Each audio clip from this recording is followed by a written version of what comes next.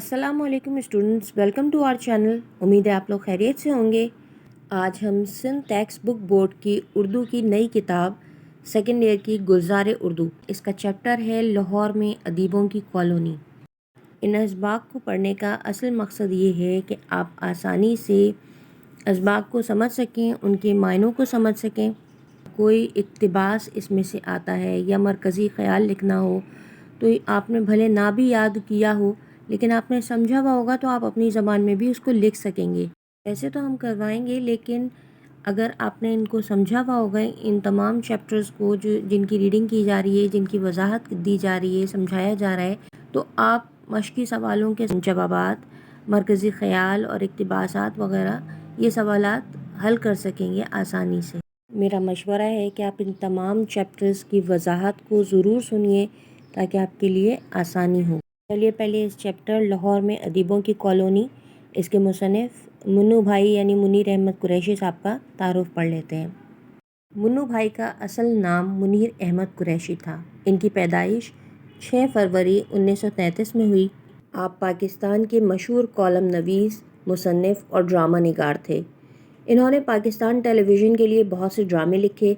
उनका सबसे मशहूर ड्रामा सोना चांदी है। 2007 में उन्हें सदारती तमगा बराए हुस्न कारकर्दगी से भी नवाजा गया। आपकी वफ़ात 19 जनवरी 2018 में हुई। आपकी मशहूर तसानीफ़ में गिरेबान, जंगल उदास है और फ़लस्तीन शामिल हैं। लाहौर में अदीबों की कॉलोनी, जैसा कि चैप्टर के नाम से आपको ज़ाहिर हो रहा है कि लाहौर जैसे शहर के अंदर अदब से ताल्लुक़ रखने वाले लोगों की बात हो रही है, उनकी कॉलोनी का ज़िक्र हो रहा है इस चैप्टर में।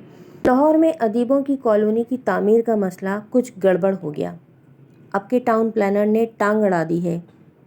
टांग अड़ाना मतलब जो मुहावरा है ये, और इसके मायने हैं कि दूसरों के मामलात में दखल अंदाज़ी करना।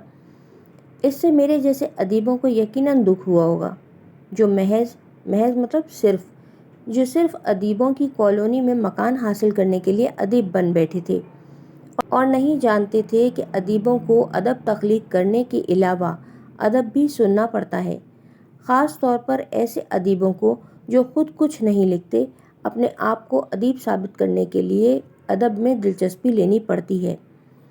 यानी अदीबों की महफ़िलों में बैठना पड़ता है और उनके मज़ामीन नज़म और नसर यानी जो शायरी होती है या जो उनकी तहरीरें होती हैं वो सुनना पड़ते हैं, और जहाँ कहीं मौका मिले अपनी राय का इजहार भी करना पड़ता है। यानी आप उस तहरीर के बारे में या उस शायरी के बारे में क्या समझते हैं, आपको अपनी राय भी उसके बारे में देनी पड़ती है। अदीबों की कॉलोनी में मकान हासिल करने के लालच में मैंने दरख्वास्त तो दे दी, मगर ये फ़िक्र हमेशा दामनगीर रही कि बफ़र्ज़ महाल ये कॉलोनी बन गई। इन्होंने दरख्वास्त तो दे दी, लेकिन मगर इनको ये फ़िक्र रही, ये एहसास और परेशानी का ख़याल रहा। दामनगीर रहना मतलब एहसास या परेशानी का ख़याल कि बफ़र्ज़ महाल कि अगर ऐसा तो होना मुमकिन नहीं है, लेकिन अगर ऐसा हुआ और इस कॉलोनी में मुझे भी कोई मकान मिल गया तो फिर इसमें मुझे रहना भी पड़ेगा। इस कॉलोनी में रहने की सूरत में जो मसाइल पेश आ सकते हैं उनका मुझे दरख्वास्त देते वक्त एहसास नहीं हुआ। सबसे बड़ा मसला ये है कि जब 52 अदीब एक हल्का अरबाब ज़ौक़ में नहीं रह सकते, यानी 52 अदीब जो हैं वो एक कम्युनिटी में, एक इदारे में जो हल्का अरबाब ज़ौक़ की बना हुआ है उसमें नहीं रह सकते। हल्का अरबाब ज़ौक़ से मुराद ये है कि अदब से ताल्लुक़ रखने वाले लोग उनमें नहीं रह सकते, तो 150 या 200-250 अदीब एक कॉलोनी में कैसे रह सकेंगे। अगर 2 हलकों की बिदत अदीबों की कॉलोनी में चली गई। 2 हलकों की बिदत से मुराद ये है कि अदब को 2 हिस्सों में उन्होंने बांट दिया है। बिदत कहते हैं नई रस्म को या नए रिवाज को, और 2 हलकों में बांटने से मुराद एक वो हलका है जो सियासी है और एक वो है जो सिर्फ तहरीरें आम तौर पे लिखता है। असल में यहाँ ये बात इसलिए कही गई है कि ज़्यादातर अदीब जो हैं, जो शायर हैं, अदीब हैं, उनका सियासत से बड़ा गहरा ताल्लुक़ है, क्योंकि उनका सहाफ़त से ताल्लुक़ है, लिखने लिखाने से ताल्लुक़ है, तो इसीलिए उनका सियासत से भी बड़ा गहरा ताल्लुक़ है। تو یہاں پہ اسی لیے یہاں پہ کہا گیا ہے کہ 2 حلقوں کی نئی بدعت ادیبوں کی کالونی میں بھی چلی گئی تو یہ کالونی برلن بن جائے گی۔ کالونی کا ایک حصہ ادبی اور دوسرا سیاسی کہلانے لگے گا۔ ایک حصے کا نام سہیل آباد یا انتظار نگر ہو سکتا ہے اور دوسرے شہزاد پور یا لڈو پورہ کہلا سکتے ہیں۔ اب تو دونوں حلقے یعنی سیاسی اور ادب والے ہفتے میں ایک بار حلقہ لگاتے ہیں، چنانچہ ہفتے کے باقی دنوں ایک دوسرے کے ساتھ مل کر بیٹھ سکتے ہیں۔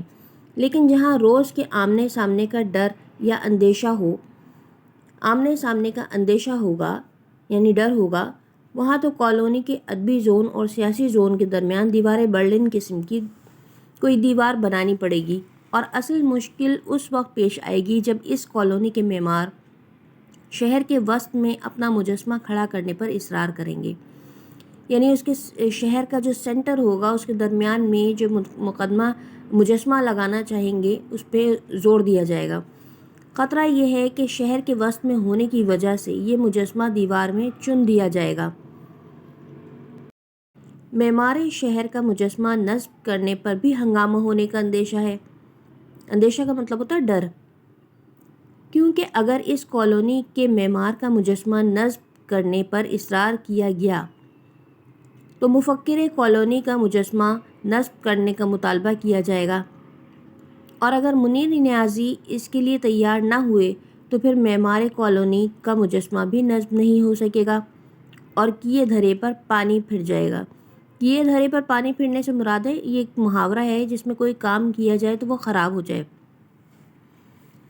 دوسری بڑی مصیبت اس کالونی میں یہ ہوگی کہ افسانے شعر سنانے والوں کی بہتات ہو جائے گی۔ بہتات کا مطلب بہت زیادہ تعداد ہو جائے گی، کثیر تعداد ہو جائے گی، مگر سننے والوں کی شدید قلت ہوگی، یعنی شدید کمی ہو جائے گی ان کی سننے والوں کی۔ اگر کسی شاعر سے رات کے 2 بجے شعر ہو گیا، یعنی کسی شاعر کو آمد ہو گئی شعر کی اور وہ شعر کہنے لگا، تو کوئی تازہ کلام اس کے ذہن میں آ گیا، تو وہ پوری گلی کے ادیبوں کے دروازے کھٹکھٹاتا پھرے گا۔ اس خرابی سے بچنے کے لیے اس کالونی کی بلدیہ کو یعنی جو انتظامیہ ہے اس کو کچھ قواعد و ضوابط یعنی کچھ رولز اور ریگولیشنز وضع کرنے پڑیں گے، بنانے پڑیں گے۔ مثال کے طور پر یہ پابندی لگانی پڑے گی کہ شعر سنانے کے لیے سوتوں کو نہیں جگایا جائے گا۔ اس کا فائدہ یہ ہوگا کہ یہ کالونی شام کے 7 بجے ہی خراٹوں کی لپیٹ میں آ جائے گی۔ شاعروں کو رات کے وقت شعر سنانے اور افسانہ نگاروں کو شہریوں کی نیندیں خراب کرنے سے بچانے کے لیے رات کو گلیوں میں پہرے کا انتظام کرنا پڑے گا۔ پہرے کا ایک فائدہ یہ بھی ہوگا کہ مسودے چوری نہیں ہوں گے، یعنی وہ جو تحریریں ہیں وہ چوری نہیں ہوں گی۔ خیالات کا سرقہ نہیں ہوگا۔ سرقہ بھی کے معنی بھی چوری کے ہوتے ہیں کہ جو سوچ ہے، خیالات کا سرقہ نہیں ہوگا۔ سرقہ کے معنی ہوتے ہیں چوری کے، یعنی جو بھی خیالات سوچے جائیں گے لکھنے لکھانے کے حوالے سے وہ چوری نہیں ہوں گے۔ کالونی کی کونسل امن عامہ کے مفاد کے تحت یعنی عام امن کے لیے جو وہاں کی کونسل ہوگی اس کے مفاد کے تحت کالونی میں نظم و نثر سنانے پر پابندی بھی عائد کر سکتی ہے، یعنی پابندی لگائی جا سکتی ہے۔ اس مقصد کے لیے شہر سے باہر کوئی جگہ مخصوص کی جا سکتی ہے۔ غلام عباس کی آنندی، غلام عباس جو تھے وہ ایک بہت مشہور افسانہ نگار تھے، ناول نگار تھے، بچوں کے مصنف تھے، شاعر تھے۔ آل انڈیا ریڈیو سے بھی کافی ان کا تعلق رہا، اس میں جاب کرتے تھے۔ تو ان کی ایک تحریر تھی، ان کا ایک افسانہ تھا آنندی، اس کا ذکر یہاں پہ کیا گیا ہے کہ آنندی کی طرح یہ مخصوص جگہ ایک نئی کالونی میں تبدیل ہو سکتی ہے۔ انہوں نے اپنے اس افسانے آنندی کے اندر اسی طرح کا ایک چیز بنائی تھی، ایک کالونی بنائی تھی، ایک جگہ بنائی تھی جس کا یہاں پہ تذکرہ ہے۔ آنندی میں جب ارباب نشاط کو شہر سے باہر نکالا گیا، ارباب نشاط سے مراد ہے ناچنے گانے والے، جب ان کو شہر سے باہر نکالا گیا تھا، ارباب نشاط کے بعد سب سے پہلے پان سگریٹ والا پہنچا تھا۔ ارباب ذوق یا ارباب ادب کو، یعنی جو ادب پڑھنے والے ہیں یا پڑھنے لکھنے کا شوق رکھنے والے، ذوق رکھنے والے لوگ ہیں، ان کو ادیبوں کی کالونی سے باہر نکالا گیا تو نئی جگہ پر سب سے پہلے اسپرو اور کوڈوپائرن بیچنے والا جائے گا۔ یہ دونوں جو ہیں وہ ایک دواؤں کے نام ہیں، جس طرح سے پیناڈول وغیرہ ہوتی ہے اس طرح سے۔ اس کے بعد مرہم پٹی کرنے والا یعنی جو میڈیکل سٹور، اس کے بعد اسٹیشنری کا سامان فروخت کرنے والا، مطلب انہوں نے ایک کے بعد ایک بتا دیا کہ کس کس طریقے سے اس میں لوگ آئیں گے اور جائیں گے اس جگہ پر۔ اس افسانے میں بتایا گیا تھا جو آنندی کے نام سے غلام عباس صاحب نے تحریر کیا تھا۔ شہزاد احمد کا کہنا ہے کہ ادیبوں کی کالونی میں عورتوں کی لڑائیاں بڑی دلچسپ ہوں گی۔ ایک عورت دوسری عورت کو طعنہ دے گی، تم مجھ سے بات کیا کرتی ہو؟ تم مجھ سے کیا بات کرتی ہو؟ تمہارے خاوند نے تو گزشتہ 5 سال سے ایک شعر بھی نہیں لکھا۔ اور دوسری عورت جوابی طعنہ دے گی، تمہارا خاوند تو فلمی شاعر ہے، جذبات کے تحت نہیں طبلے کے ماتحت شعر لکھتا ہے۔